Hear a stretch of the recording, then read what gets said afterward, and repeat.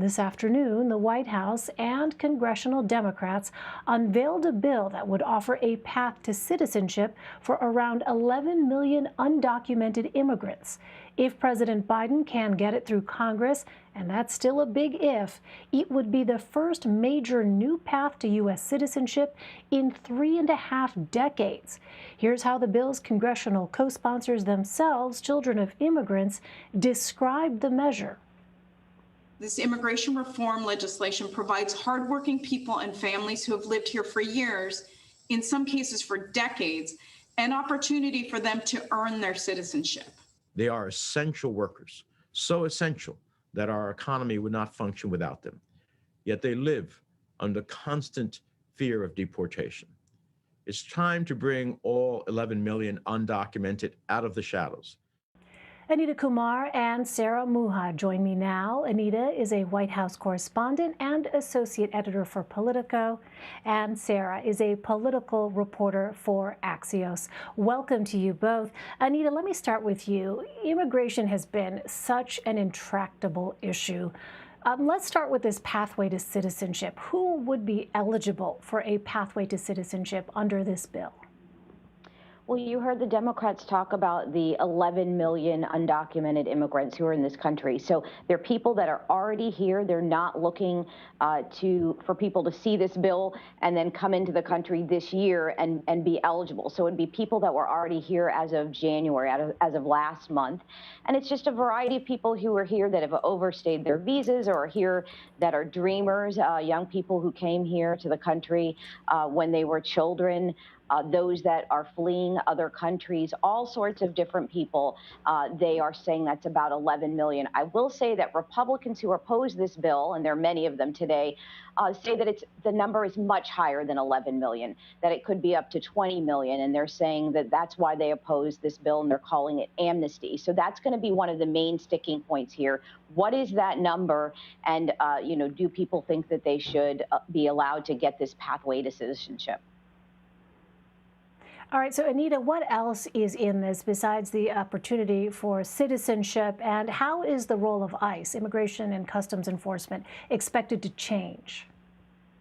Well, you know what, this bill, they're calling this bill a comprehensive bill. And what I heard today, though, is that a lot of people that even support the bill aren't calling it comprehensive. They're saying it's not nearly as comprehensive as 2013. So it does less along the border. And they say, look, we don't want to do as much on the border because we had a President Trump, who stressed the border wall and stressed border security the last 4 years. We don't need to do as much. But you are seeing some things there to tackle drug smuggling and trafficking. You are seeing some changes in visas for family members. So to make it easier, if your family is already in the United States, to bring other family members here. And you are seeing some changes to work visas. But you are not seeing a couple things that Republicans really wanted. Of course, I mentioned border security, and also something that comes up every single time there's an immigration bill, which is this e-verification system, something that would let employers in the United States check if their employees are in the country legally. That's been a huge sticking point over the years. There are a lot of Republicans that want that to be mandatory, and this would just make it voluntary. So there's a lot less on the enforcement part than Republicans and some conservative groups would want. So, Sarah, previous administrations have really struggled to get traction on an immigration bill. How big of a lift is this going to be for Democrats? Sure. Well, we've seen, obviously, there's a very narrow margin in Congress. In the House, there's just a few more Democrats than there are Republicans. And in the Senate, they have very little room for error. It's a very slim margin there. And so I think this is going to really fall back on this. It's a political issue. I followed Joe Biden on the campaign trail for nearly 2 years, and this is something that he named as a legislative priority. He promised that on day one, he would send a bill to Congress. Nearly a month later, we're seeing that being introduced. It's really going to take that bipartisan push and the idea of trying to compel Republicans. So something that was mentioned, of course, is that border security component is something that will be in place of a wall. The White House is saying that they have sufficient border security promises. They're more of those technological advancements, such as stronger X-rays. The question is, of course, will that be enough to get Republicans over the edge? In May 2019, this show traveled to the border town of Del Rio, Texas, to document the growing illegal immigration crisis at the time. Now, record numbers of illegals, family units, and unaccompanied minors were flooding across the Rio Grande. Human smuggling, like drug smuggling, was big business. Soon afterward, President Trump tightened processing of asylees and refugee applications, and he even struck historic agreements with Mexico and Central America to try to tackle the problem here. The number of border crossers, in turn, dropped dramatically. But now, Joe Biden is in the process of reversing all that progress. Beyond creating a humanitarian nightmare at our southern border, his policies will create more economic and security problems for an America that's already on the edge. Simply put, Biden is captive to two constituencies: the left, that wants to remake our country with new, more progressive voters, and the donor class that wants an endless supply of cheap labor. Hardworking Americans be damned. Listen to the pleas of the mayor of Del Rio.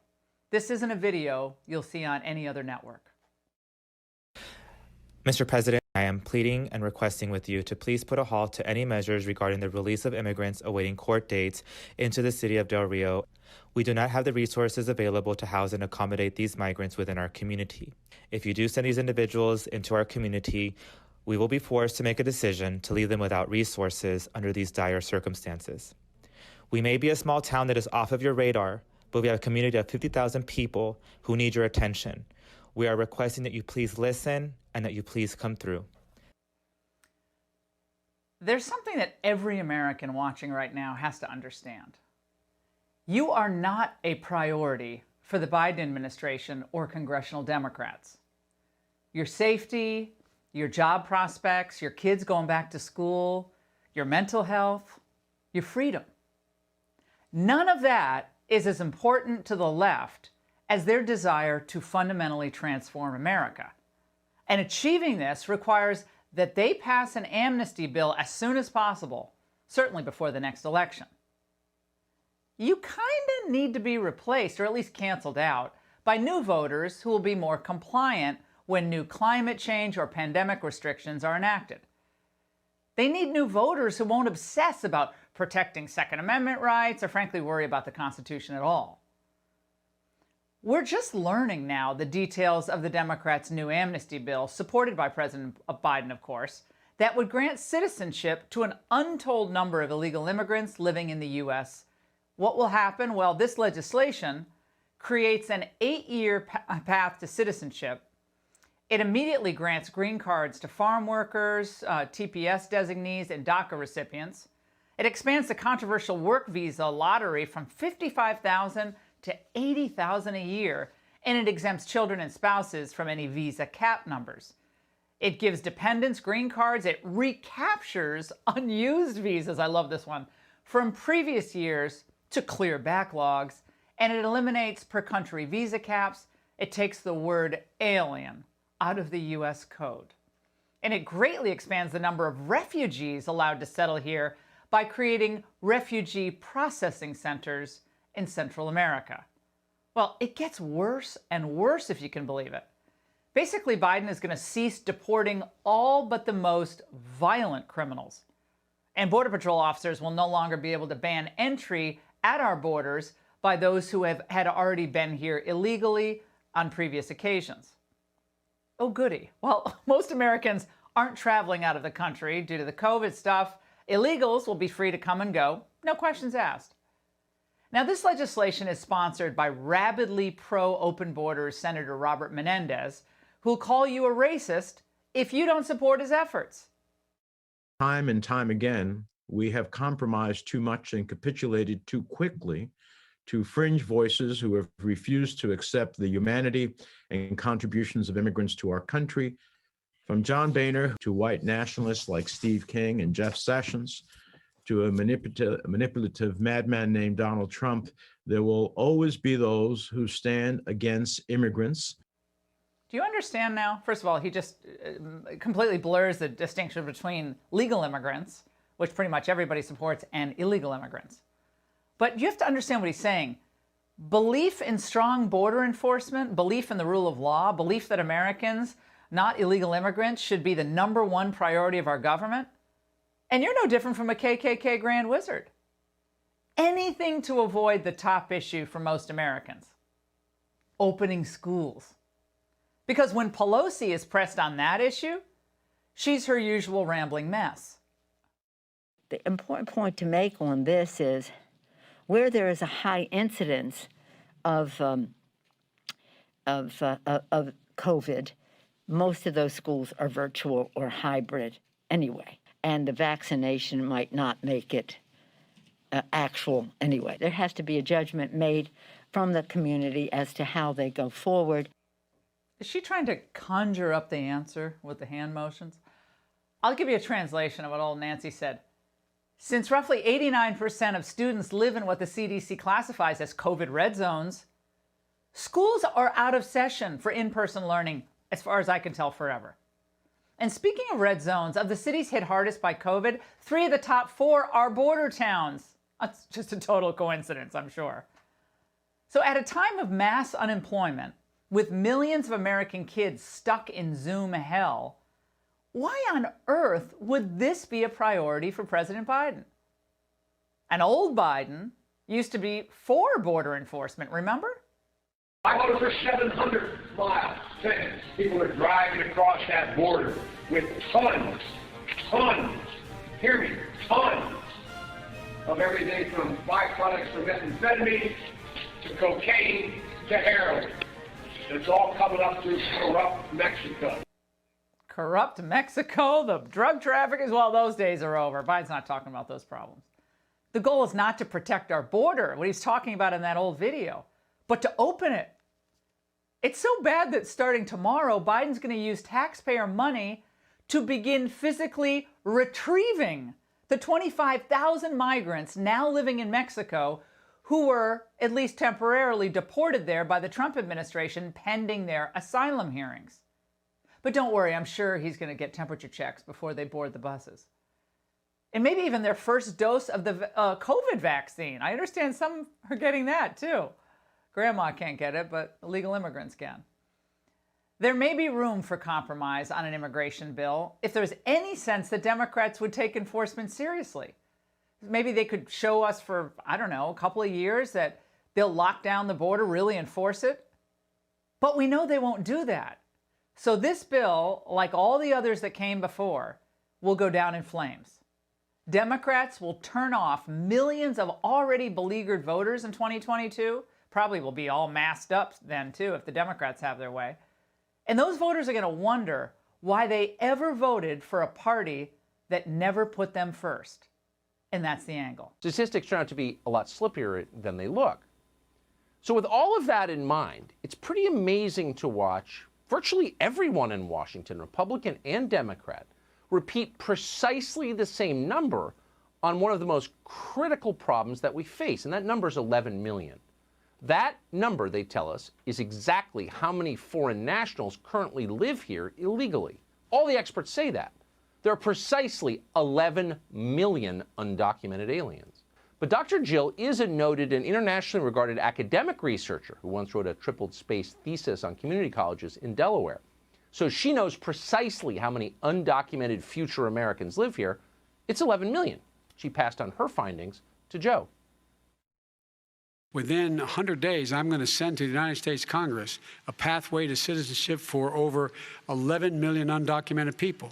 And all of those so-called dreamers, those DACA kids, they're going to be immediately certified again to be able to stay in this country and put on a path to citizenship.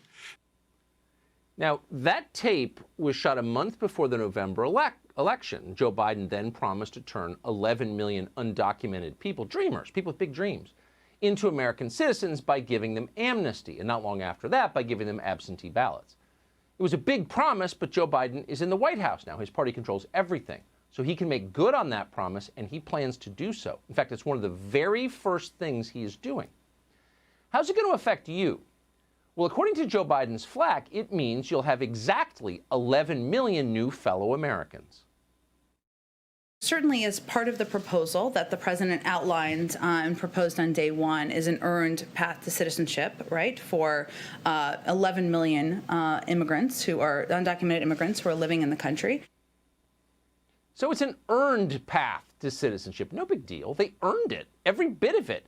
Presumably by mocking the laws of the country, they'll now have a role in running. What would this cost?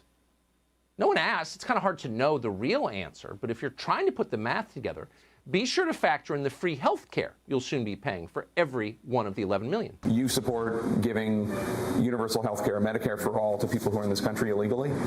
Let me just be very clear about this. I am opposed to any policy that would deny in our country any human being from access to public safety, public education, or public health, period. Now, it doesn't take an economist to know that giving free, quote, health care, which obviously will include gender transitions, by the way, to 11 million new people could easily capsize the entire U.S. economy, very easily. As Milton Friedman once wisely noted, you can have a welfare state or you can have open borders, but you cannot have both. Yet we're getting both. But we may, in fact, be getting a great deal more than that. And that's the purpose of this segment tonight. We all assume that 11 million is the real number. But is it the real number? Is that actually the number of foreign nationals who live within our borders illegally and will be getting amnesty very soon? No, it's not the real number. In fact, it's a totally fake number. Yes. What is the real number? We debate it. I mean, I think that's accurate. I mean, so we don't know. We do not know, no. And that must be a grave concern to you, that we potentially have more than 10 million people here whose identities we don't know, could be over 20, whose identities we don't know, and like they could be anybody. Yes. And so why is that not the single most pressing problem the country has? In my opinion, right now, this is one of, if not the biggest crisis this country has faced in a decade. In other words, all the assumptions that there are 11 million illegal immigrants in this country are based on a separate assumption, and it's that 90% of illegal immigrants are willing to cooperate with the Census Bureau. And that assumption itself is based on a survey showing nearly half of all illegal immigrants refuse to fill out the survey. This is bad math, at the very least. In 2018, researchers at Yale and MIT decided to update the methodology. Yeah, not a minute too soon. They did not rely on census data. Instead, they use, quote, operational data, such as deportations, visa overstays, demographic data, death rates, immigration rates, etc. Those are real numbers. They combined them and used a mathematical model to establish a range of estimates, how many people live here illegally. Here's what they found, quote, after running 1 million simulations of the model, the researchers' 95% probability range is 16 million to 29 million illegal aliens, with 22.1 million as the mean. In other words, the estimates that we've been relying on for decades and repeating to each other like they're real, the estimates the Biden administration is now using to justify mass amnesty, could possibly, in fact, may likely be off by more than 18 million people. There could easily be 30 million illegal immigrants living in this country or more. How many people is that? That's more people than live in the entire state of Texas. So how would amnesty for that many people affect our, quote, democracy, the one we're also worried about? In effect, it would end our democracy. People who have lived here all of their lives, paid taxes, followed the rules, been good citizens, would find their votes diluted to the point of irrelevance. By the way, it would mean an instantaneous end to African-American political power. That'd be over for good, no question about it. Apparently, Maxine Waters is too dumb to know it, but that would be the effect. Of course, it would also ensure permanent rule by the Democratic Party, which is the point of it. We should tell you that it's not just Yale and MIT who have concluded the 11 million number is ridiculous. Back in 2005, Bear Stearns, the bank of all places, reached the same conclusion. Bear Stearns estimated the total illegal immigrant population to be as high as 20 million. That was 16 years ago. Here was their top line finding in that study, quote, our research has identified significant evidence that the census estimates of undocumented immigrants may be capturing as little as half of the total undocumented population. This gross undercounting is a serious accounting issue, which could ultimately lead to government policy errors in the future. Oh, you think? Like giving amnesty to 11 million who are actually 30 million? Yeah, that could be an error. Now, to make this calculation, Bear Stearns did not rely on census data because they're a bank. They're not as dumb as our government. Instead, they looked at bank transfers, remittances from the U.S. to Mexico. They wanted to capture the number of payments from illegal aliens living here to their families back home. And here's what they found. Quote, the rate of increase in remittances far exceeds the increases in Mexicans residing in the U.S. and their wage growth. Between 1995 and 2003, the official tally of Mexicans has climbed 56%, and median weekly wage income has increased by 10%. Yet total remittances jumped 199% over the same period.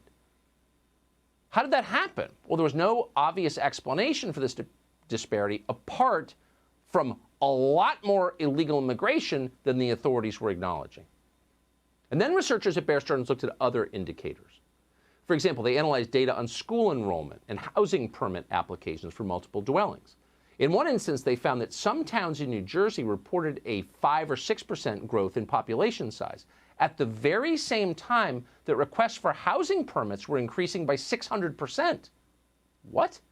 Quote, in major immigrant gateway cities, the influx of immigrants has led to overcrowded dwellings and a housing boom unexplained by official population growth. Happening all across the country, our authorities don't know or intentionally ignore it, or they lie to us about it. Again, that was all 16 years ago. And now in 2021, the party in charge is still assuring us that the number of illegal immigrants in this country has somehow declined by up to 10 million people. Could that be true? How insulting is that even to float that idea? Consider everything that has happened since 2006, the amnesty for the so-called dreamers, the promises of mass amnesty, the endless caravan. So the 11 million number is above all a lie. The 11 million number is one of the more obvious lies ever told. We're a TV show. We're not social scientists. And it took about an hour to find this out. It's a ridiculous lie. On some level, Joe Biden knows this.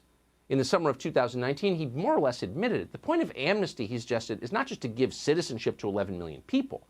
The point is to import as many new Democratic voters as possible, and there's no limit. Watch. We could afford to take in a heartbeat another 2 million people.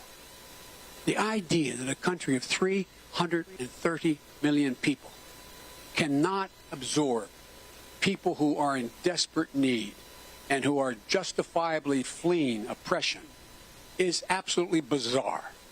Absolutely bizarre. I would also move to increase the total number of immigrants able to come to the United States. He's just throwing numbers out there. They all are. They don't know the real number. They're hiding what they do know. They're cloaking the obvious beneath more slogans. Consider how unbelievably irresponsible it is for a policymaker, now the Vice President of the United States, to throw out there, yeah, we'll cover free health care for everyone here illegally without even knowing how many people that is. That's insane. Who would do something like that? How do you feel about the country you would do that to? You have contempt for it. Of course, they won't tell you the total number. They want you to believe it's 11 million always and forever. And by the time you figure out they're lying to you, it'll be too late to do anything about it, obviously. All right, didn't take long. We're now seeing the real-world consequences of Biden's amnesty, open borders agenda. For example, the Biden administration now is reportedly moving ahead on plans to diminish ICE's enforcement capabilities. And get this, even in places where the border wall is near complete, it actually has big gaping holes in it. And Biden's DHS wants to leave the giant holes in the barrier. Why would you have a wall with holes in it? Senator Graham went down to the Arizona-Mexico border, and this is what he found. Take a look. The Biden administration apparently has decided to stop plugging this hole here. What good comes from allowing this hole to continue to exist? This wall is here for a purpose. It keeps people from coming in our country legally, and you got a hole in the wall. And I'm going to make sure the Department of Homeland Security tells me why they're going to stop finishing this part of the wall. It makes no sense. I don't know. Senator Graham joins us, South Carolina Senator Graham. You know, you might have a future as a correspondent for the Hannity show in that shot. Let me tell you. I mean, I'm looking at this. I'm trying to understand this. You have holes in the wall. You can't. That they were about to finish. You see the equipment is there to finish the wall. Why wouldn't you finish what you started? You already paid for the materials. They're laying there and not fill the hole. That sounds pretty, I don't know, where I grew up, that sounds pretty dumb in New York. If Trump did it, they're not going to do it, even if it makes sense. So I went to the border, open-minded, and I came back really worried for our country. What you saw, there are 18 holes in this wall near Nogales, Arizona, but on the Mexican-U.S. border, that panels are going to be put up to allow water to run through, because water runs from Mexico into the United States, so they got ways for the water to get through these panels. Well, these were the last panels to go into the wall. It's like miles of really impressive fence and walls. The Biden administration is not going to put these panels up. They consider that border wall. So you got miles of walls with 18 holes in it, and the material to plug the hole is laying on the ground. The Border Patrol people are just dumbfounded as what to do. All the people remaining in Mexico waiting for their date in the United States for asylum claims are being brought back to the United States and released in the United States.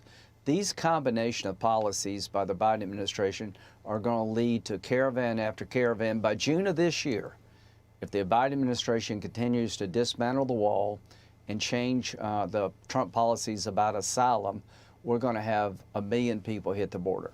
And they already promised amnesty, so that's also part of it, and catch and release. Yeah. And amazing, people don't go to their court dates. Well, it is the classic spin that politicians love to apply when they're presenting truth to the American people. They tell you one thing, but something else is clearly happening. Oh yes, there is a cover-up at the southern border, and the Biden administration is in full effect attempting to gaslight the American people. Wait to see the clips we're going to play for you in this report. Joe Biden mumbling to the press his answer to the question. I've got the details. Before I go further, if you're new here, tap the red button down below to subscribe, then hit the notification bell when you do. And always remember, you can access Next News Network's ad-free, uncensored bonus content and exclusive interviews at nextnewsnetwork.com.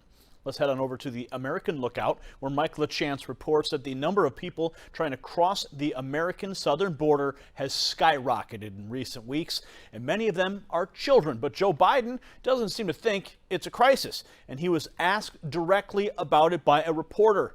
He barely answered. He simply mumbled, "No, we'll be able to handle it, God willing," as he shoveled away. Watch. Did you know about the border today?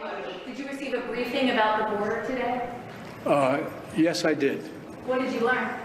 A lot. Is there a crisis at the border, sir? Oh, so he learned a lot. He learned a lot, but he's not going to disclose it to the press. But don't worry, he'll handle it, God willing, right? But there's no crisis. Yeah, he mumbled, we'll be able to handle it. Sure. This echoes the very same thing that Biden's Homeland Security Secretary told reporters earlier in the week. And when asked during a press briefing at the White House about whether there is a crisis at the border, amid a surge of unaccompanied child migrants, Homeland Security Secretary said, no. Watch. Do you believe that right now there's a crisis at the border? I think that the answer is no. I think there is a challenge at the border that we are managing, and we have our resources dedicated to managing it.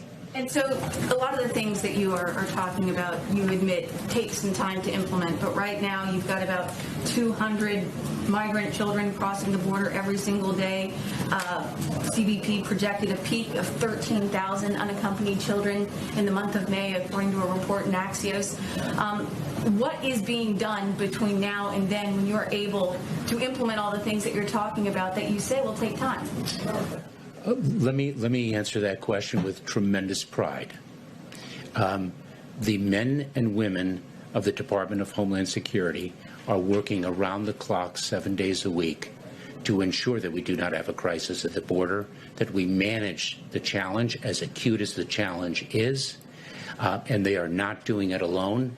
This is a challenge that the border communities, the non-governmental organizations, the people who care for individuals seeking humanitarian relief all understand it is an imperative. Everyone understands what occurred before us, what we need to do now, and we are getting it done. Respectfully, sir, though, one of your predecessors, Jay Johnson, he said that 1,000 illegal border crossings a day constitutes a crisis, that it overwhelms the system. We're at between 3,000 and 4,000 now, according to CBP officials. So how is this not a crisis? I have explained that quite clearly. We are challenged at the border. The men and women of the Department of Homeland Security are meeting that challenge. It is a stressful challenge, and that is why, quite frankly, we are working as hard as we are, not only in addressing the urgency of the challenge, but also in building the capacity to manage it and to meet our humanitarian aspirations and execution of the President's vision. Go ahead, Ashley. Thank you, Mr. Secretary.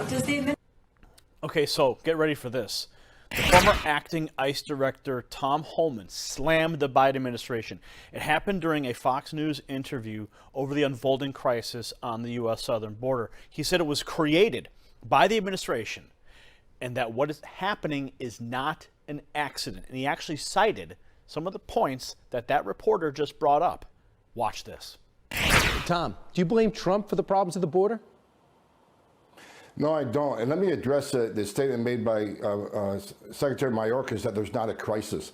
That's very disturbing, because when he was a deputy secretary in 2015 and Jay Johnson was the secretary, I met with them numerous times a week to talk about the border crossings, how many are crossing, how many are being detained, how many are being ordered removed. And the threshold we set at the time, Brian, was 1,000. 1,000 crossings a day was a bad day. It was a crisis. And now we're dealing with 4,000 a day, 4 times what he considered a crisis back in 2015.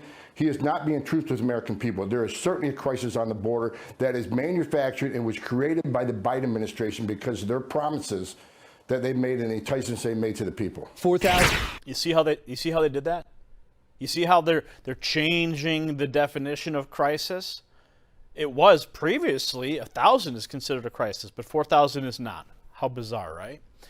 Well, yes, it is a crisis, and these people are not living in reality. Let's take a look at some of these tweets from Kevin McCarthy here. How to create a border crisis. Step 1, stop border wall construction. Step 2, deny that there's a crisis. Step 3, brace for 117,000 migrant children to cross illegally. And then there's this, Bridget Gabriel. President Biden has had one of the worst 41 days in U.S. history. There's a crisis at the border, jobs being lost en masse, energy prices skyrocketing, inaction from Congress, COVID deaths galore. Every single thing Biden has tried to do has failed miserably. And then Representative Andy Biggs says, by all accounts, the White House is panicking over the growing crisis at the border. They are not reacting to the threat to American security and sovereignty. They are reacting to the realization of political ramifications for the fruits of their reckless open border policies. So for 4 years, they slammed President Trump and his immigration policy. They called it inhumane. They called them concentration camps. The rhetoric was absolutely inflammatory, and it never ended. And now they're faced with the reality of what is happening on the border, and they have to address it. But the problem is they're caught between a rock and a hard place because of their rhetoric. If they do and they actually react as they should in the proper way to secure the border, then guess what? Everyone's going to turn on them and they're going to see the hypocrisy. So now they're just changing the definition of things. Oh, before 1,000 was a crisis, but now 4,000 isn't. So they're just moving the goalposts every single day, trying to save a little bit of face. Meanwhile, the border crisis continues and they are in complete denial. We are learning more about that deadly collision between an SUV and a tractor trailer near the Mexican border. The Border Patrol saying the Ford Expedition was one of 2 vehicles yesterday morning that were smuggling migrants. Both cars came into the U.S. through a hole in the border fence. One car, a Suburban carrying 19 people, caught fire. Everyone escaped and was then taken into custody. The Ford Expedition, crammed with 25 people inside, continued driving until the collision. Christina Gonzalez, she joins us now live from the border and right down there in Calexico with more. Christina. Yes, we're actually about 8 miles south of where the collision happened in one of the many migrant camps that are actually along the border. If anyone has a vested interest in finding out how these people are doing, it's these people who've been trying to follow up. I did talk to the Border Patrol today. We did go to the location where that opening of the fence is. We're going to show it to you. What they're not showing us yet is a surveillance video they say they have of that particular Ford truck. We're waiting for that. Here's what we can tell you so far. Flowers and crosses now mark the spot where a semi-tractor slammed into a Ford Expedition crammed with 25 people inside. 13 are dead. 13 others were transported to hospitals where some remain in very serious condition. The vigil crosses were brought here by immigrant activist Hugo Castro. I went on my break at noon. I went on my break as soon as I could. I brought some crosses that were made by deportees. You're not surprised that they put 25 people in the back of a vehicle, because this is sadly not unusual, is it? No, it's not unusual that people profit with the pain of victims of forced migration. Immigrants forced to look for work, like the many he shelters at a camp on the Calexico-Mexico border. Homeland Security investigating this opening on the fence east of the crash site, which they say has surveillance images of a truck similar to the Ford involved in the crash coming through that morning. But they insist they were not chasing the vehicle when it crashed with the semi. Now, while NTSB is now helping CHP with the crash part of the investigation, the Mexican consulate in Calexico is dealing with the victims. At least 10 of the dead are Mexican nationals. 2 are from Guatemala. Castro says that every day he helps shelter migrants, some legal, some not, who cross to work. Migrants are crossing the border around, they have to wake up around noon, around 12 a.m. to start at 12:30. Crossing the border, wait for 3 hours, and then cross the border, and then wait to 5 a.m. when they get picked up by vehicles to take them to the fields. Now, where the people in this SUV were going and the circumstances remains under investigation. But it seems they're part of a larger issue in a border where even larger and newer fences are getting breached with deadly consequences. They are human beings dying, and we can blame it on the rain or whatever, but we have to be very specific. This is the consequence of inhumane immigration laws. Hello, everybody. I'm Jesse Waters, along with Juan Williams, Jillian Turner, Greg Gutfeld, and Dagan McDowell. It's 5 o'clock in New York City, and this is The Five.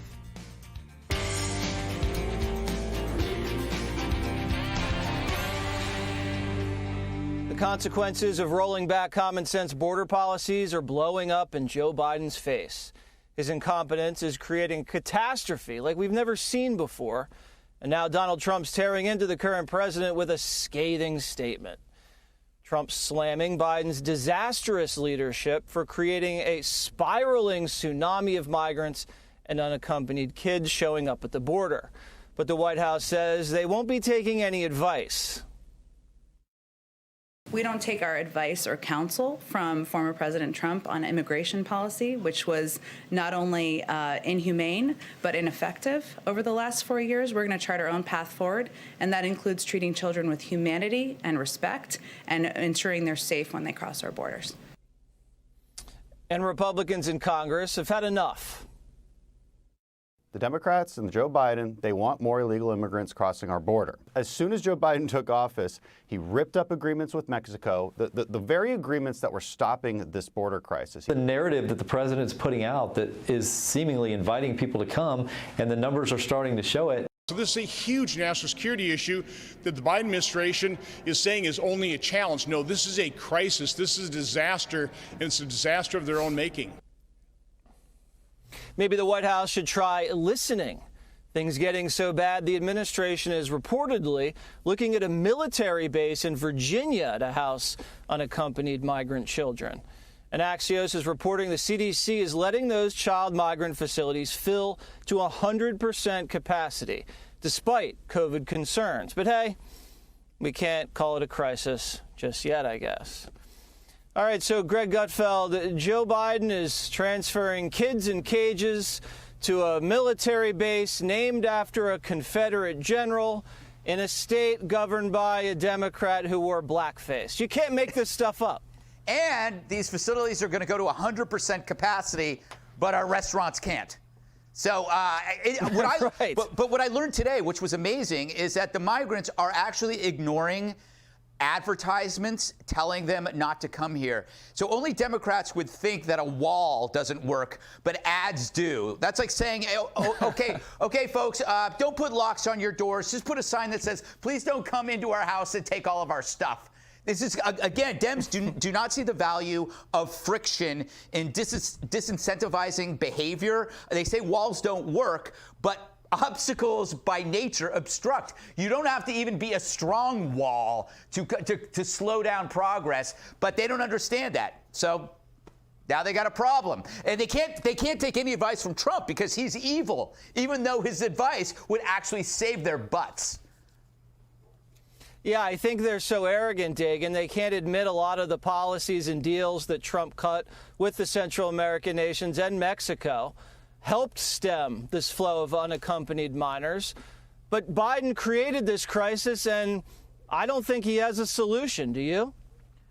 No, because this is actually Biden and co.'s immigration policy. Their policy is, come on in, borders open, bigger government. We're going to create this vast welfare state for you. And the bigger the government is, the more power we have. And, we'll make you a citizen, and then you can vote blue, and it's going to be deep, deep azure from sea to shining sea.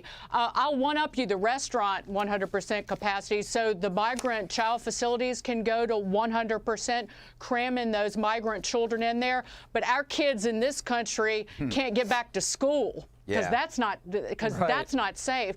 So Joe Biden and co. Have created this perverse incentive for children and their families to put their lives at risk, or rather smugglers and traffickers to put those very children at risk. But you won't hear them call it a crisis or chaos. It's a challenge. And that's one thing about Democrats and then fascists and others who have fascist-like tendencies. They're not going to, it's the language. They try to control the language. It speaks to two things, the craven way that the Democrats govern, but also their true opinion of the American people. They think that we're all stupid, that if they call it a challenge that we'll just sit there, we don't know whether to like scratch our watch or wind our ass. We'll just sit there and nod and act like that what they're saying is true. And then you're going to have the media pick up the language that the Democrats are using, and all is well and good while children are suffering at the border or at Fort Lee in Virginia, potentially. Jillian, I want to play some sound of a border sheriff pretty upset about the fact that they dropped wall construction and then the cartels can funnel right through. Listen. When President Biden rescinded the emergency order on the southwest border, it stopped resources and stopped construction on our border. As a result of that, one area where the fence is not complete, we get 5 or 6 groups a day coming across there. It's opened up the border. It opened up the mess okay to come in this country. I mean, that's just common sense, right?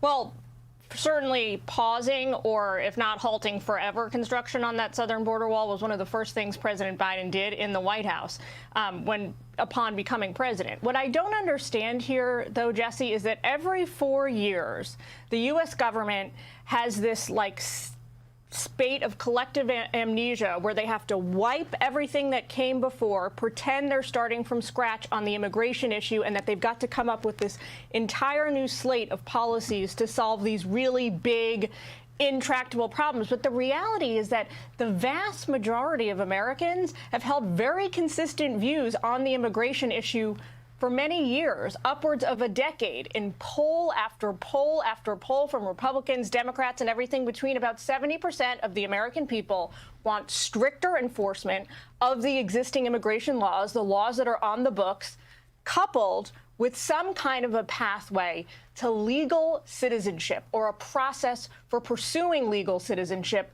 for would-be immigrants to this country. I will say that what we're seeing now, this fight over emergency versus crisis versus challenge versus obstacle, is just political theater. I don't think anything we're talking about now really matters. Somebody who did have a smart new proposal that I've seen in this go-round of this same old argument on the merry-go-round is Senator Romney, who said, one thing we're not doing that we really need to be doing is focusing more on domestic issues and focusing on businesses. He proposed this idea that businesses who want to employ undocumented immigrants have to have a special visa in order to do so. That would solve a lot more problems than haggling over every additional half mile of the border wall. Yeah, I don't have a problem with seasonal workers coming in and doing that kind of labor, but it's just the flow right now is unsustainable, Juan, and they're predicting it's going to get even worse in the next 3 to 4 months. What's Biden going to do about it? You know, I think that we should look at it in terms of what Jillian was just saying as something that comes, you know, it doesn't matter who's in office, Republican or Democrat. It's the busiest border in the world. We get surges. We have some problems, this problem. It could be a commerce problem, an immigration problem. Of course, we have the whole issue of who we grant amnesty to in terms of, you know, crises down in south of the border. But again, the whole thing should be Congress acting. Congress should act. So, you know, Jillian was saying, hey, you know, the American people, Republican and Democrat, they say, hey, look, we want border security, but we also want a pathway to citizenship, especially when dealing with the young people, the dreamers. You know, in 2013, we came close to comprehensive immigration reform on a bipartisan basis. I think we got to 63 votes in the Senate. It passed in the House. Today, we're farther away from any compromise because we're so politically polarized.